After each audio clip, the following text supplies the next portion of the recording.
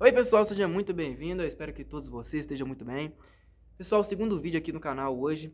Agora eu gostaria de falar sobre intelectualidade. Por que as pessoas confundem demais esse termo aqui no Brasil? Aqui no Brasil as pessoas geralmente confundem, né, o intelectual com o acadêmico. Por quê? Porque existe, né, um peso, um fator cultural muito grande no Brasil, que é o seguinte: você só pode ser um estudioso se você estiver ligado a uma determinada classe. No Brasil é assim, você só pode ser alguém se você estiver ligado a uma classe, né? A classe, né, dos advogados, a classe dos arquitetos, a classe dos engenheiros, a classe, né, tem N classes, das quais você precisa estar submetido se você quiser ser alguém na vida. Olha, veja só, um acadêmico, ele está ali de acordo com as funções de uma determinada classe, que é a classe acadêmica, a classe universitária, evidentemente. Quando uma pessoa entra numa universidade, ela precisa desempenhar um papel para conseguir o tão sonhado diploma. É ou não é verdade? E no final existe o quê? A tese. Ela precisa apresentar uma tese. Só que essa tese, existe uma limitação para a apresentação dessa tese. Você não pode chegar com nenhum conteúdo ali. Ou seja, dentro da classe acadêmica existe uma limitação no ofício do pensamento. Diferentemente de um intelectual. O intelectual não está submetido a grupo nenhum. Ele não está submetido às vontades de ninguém. Né? Então ele próprio vai pensar ali como que ele vai formar, né, todo o seu arcabouço, né, de conhecimento. Ele próprio seleciona o seu corpo docente. Diferentemente da faculdade. Na faculdade você entra ali e você, né, já é surpreendido por um grupo, uma caça de professores. Você nem sequer faz ideia. Você não pode escolher, eu quero esse professor, eu quero aquele professor. Não. Você está submetido às decisões do meio universitário, evidentemente. E você tem um papel a desempenhar. Cada um desempenha um papel, só que desempenha um papel, só que a função é uma para todos. Se o professor, por exemplo, passa um trabalho de Revolução Francesa para você pesquisar, todos os outros alunos vão ter que pesquisar. Só que, de acordo com o nível do trabalho que você apresentar, você vai atingir uma determinada nota e daí você vai conseguir o tão sonhado diploma. Então existe ali uma delegação de funções. No meio intelectual, não. O indivíduo não está ligado a nada e nem ninguém. Ele vai pensar por si próprio, igual eu falei. Só que existe também uma grande diferença entre esses dois, né? O acadêmico e o intelectual. O intelectual ele tem uma missão apostólica, né? Quer dizer, existe um peso espiritual sobre ele. A partir do momento em que ele entende o seguinte: olha, eu não estou ligado a nada e nem ninguém, e o que eu produzi é para formar a minha personalidade, né, e também ajudar os outros indivíduos, ele entende que o seu papel é fundamental para a sociedade. Ele vai produzir algo, né, para além da sua própria vida. Essa é a verdade. Um acadêmico não. Ele busca o quê? Uma identidade social. Ele quer ser reconhecido como senhor, doutor, PhD, nisso, naquilo. Ele quer uma identidade social. E no Brasil, né, isso acontece muito bem. As pessoas no Brasil, né, quando você fala, eu sou estudioso. Você é estudioso? Sim. Qual universidade que você estuda? Por qual escola você passou? Você tem bacharel? As pessoas gostam de olhar isso. Não, eu estudo em casa. Qual que é o sentimento das pessoas quando você fala isso? Não, eu estudo em casa, eu busco conhecimento em casa. Eu busco informações com fulano de tal, né? Com cicraninho, né? Com beltraninho. O que as pessoas no Brasil pensam? Então ele não estuda, ele não faz nada da vida, é só um à toa. Isso já é muito bem relatado, né, principalmente na obra do Lima Barreto, chamada Triste Fim do Policarpo Quaresma. O Major Policarpo, né, na sua casa, dentro de sua casa ali, com uma biblioteca recheada de livros, ele está ali, tal, desempenhando seu papel. Do nada passa algumas vizinhas em frente à janela de sua casa e vê aquele monte de livros, né? E as vizinhas comentam umas com as outras assim: mas para que tanto livro se não tem nem bacharel? Vocês percebem que isso já é documentado, né, nas obras de literatura aqui no Brasil há mais de um século? Isso quer dizer que é cultural no Brasil o horror ao conhecimento e o amor vamos dizer, aos títulos, às medalhas, às honrarias, né, aos diplomas. O brasileiro ama isso. Porque o brasileiro, veja só, o brasileiro é um povo muito frustrado. O brasileiro, ele não quer ser reconhecido por aquilo que ele faz, mas aquilo que ele tem. A gente percebe muito isso, né, principalmente na produção artística brasileira. Qual que foi a produção cultural dos artistas nos últimos 50 anos? Na música. O que a música brasileira é hoje? Você tem, por exemplo, como cantores, como artistas, a Anitta, Pablo Vittar, Valesca Popozuda, MC Matuê, MC Gui, né, MC Kevin.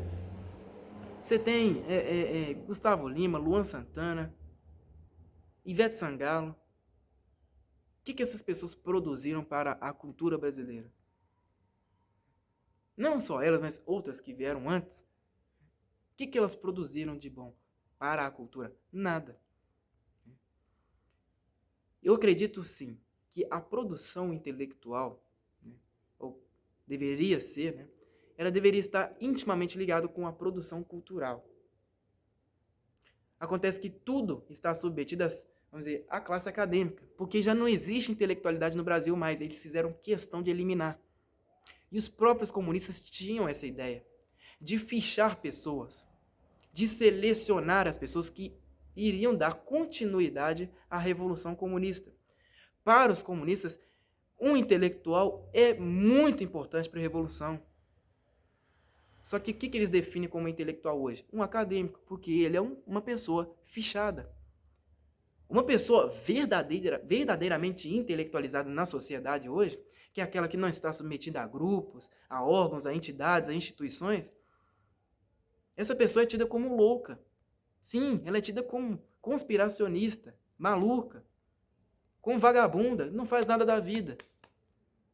Isso já é um erro, isso é derivado de um erro, que os próprios comunistas, durante o regime militar, eles tomaram conta da cultura brasileira.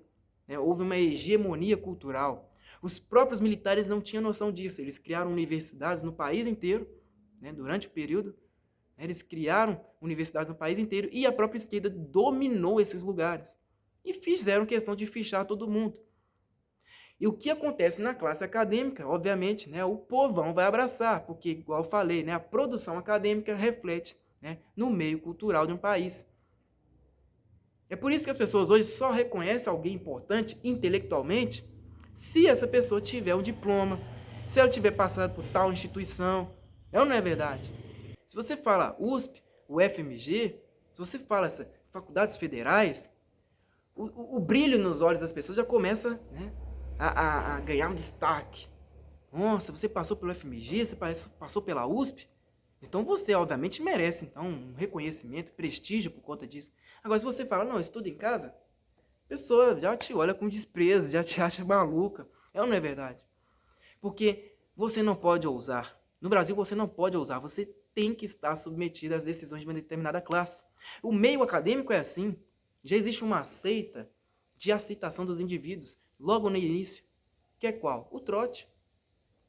Você tem que está submetido às decisões de um grupo, o grupo dos veteranos, porque senão você fica taxado como o chatão da universidade, o cara que é do contra. Você se sente um peixe fora d'água a partir do momento que você não decide ficar ali submetido às decisões dos veteranos, no trote. Se você não quiser, por exemplo, ter a cara pintada, ou o corpo ali forrado de papelão para sair pedindo dinheiro no semáforo, ou encher a cara com os veteranos e os novatos, aí você fica taxado de caretão. É ou não é verdade? É o tal do imbecil coletivo que o próprio professor Olavo escreveu em meados dos anos 90, que inclusive, suas 2 edições são best-sellers, porque o próprio professor Olavo ele mostrou a imbecilidade da classe acadêmica brasileira, e obviamente, é formada por imbecis. Que isso, Lucas, você está me ofendendo? Mas de fato é. Porque você, ali no meio, você é só mais um. No meio de um grupo. Você, ali no final, você sai com um título. Só que um título, todo mundo vai conseguir no final. O bacharel em Direito, por exemplo. Você vai ser o único bacharel em Direito? Não. outras pessoas também vão ser bacharéis em direito. Ah, Lucas, mas existem diferentes profissionais, né? Uns com muita qualidade, outros com pouca qualidade. No direito, sim. Mas querendo ou não, você vai carregar o mesmo título.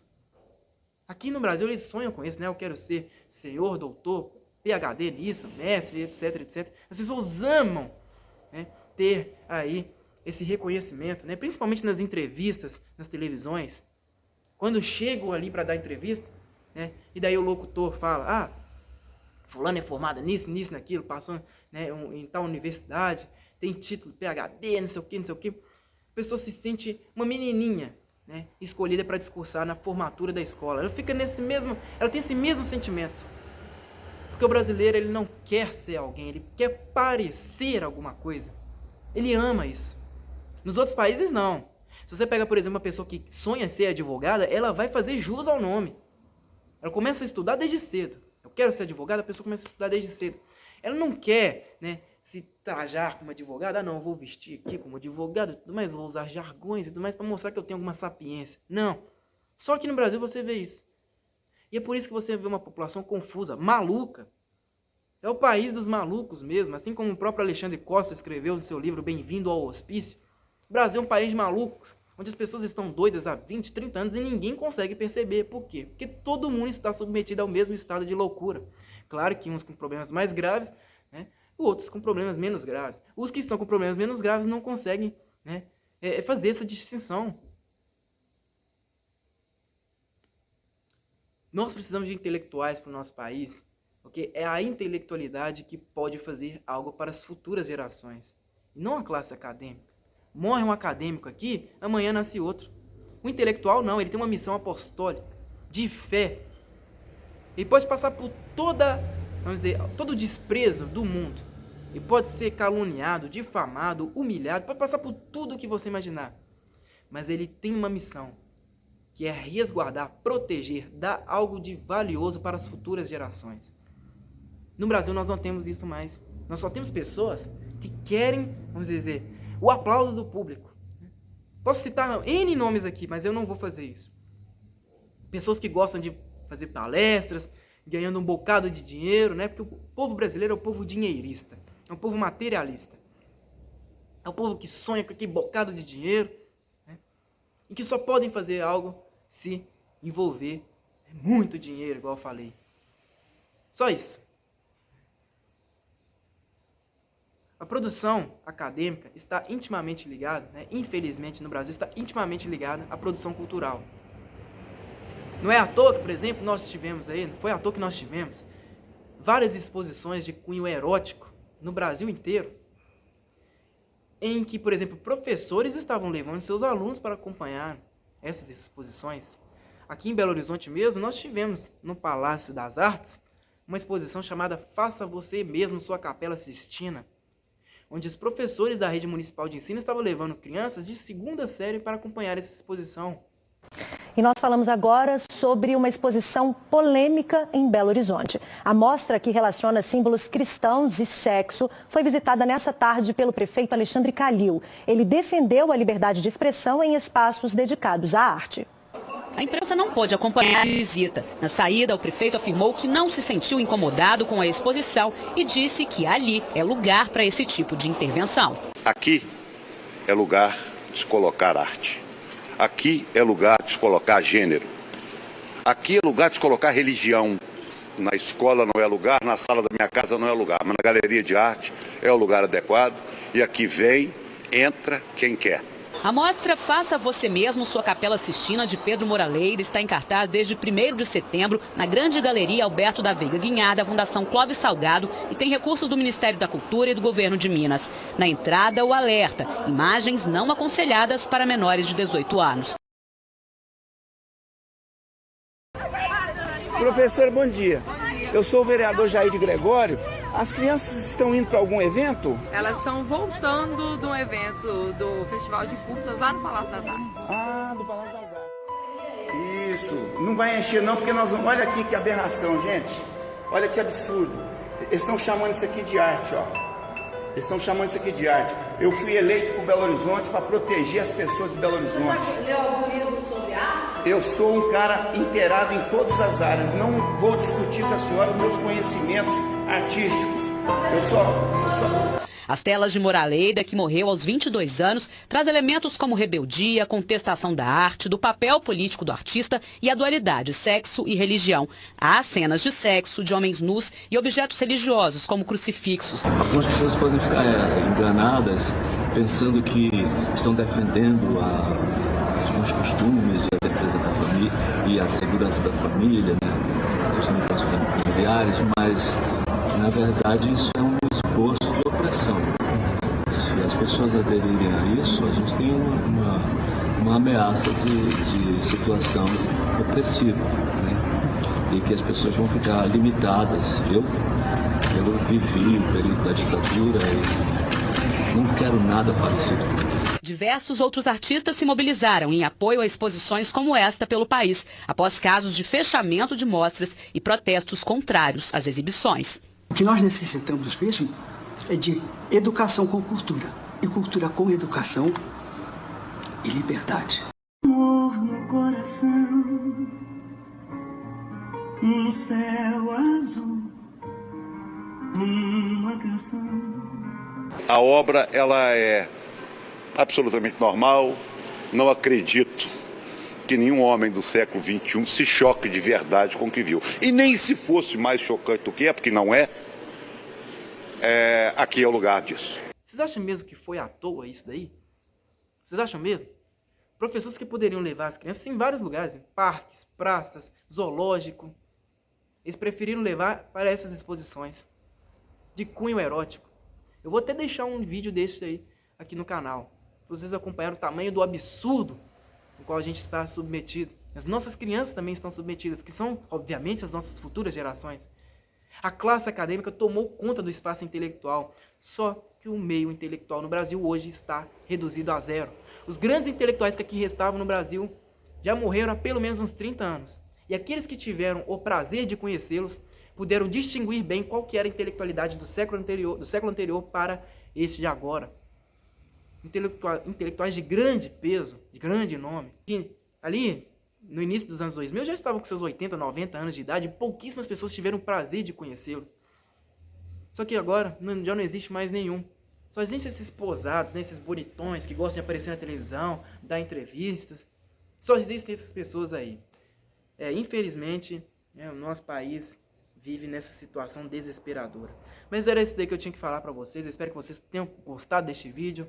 Tá? Se inscreva no canal, curta este vídeo, acione aí o sininho das notificações, compartilhe esse vídeo para o máximo de pessoas que vocês conhecem aí, que as pessoas, principalmente aquelas pessoas que falam assim, não, né?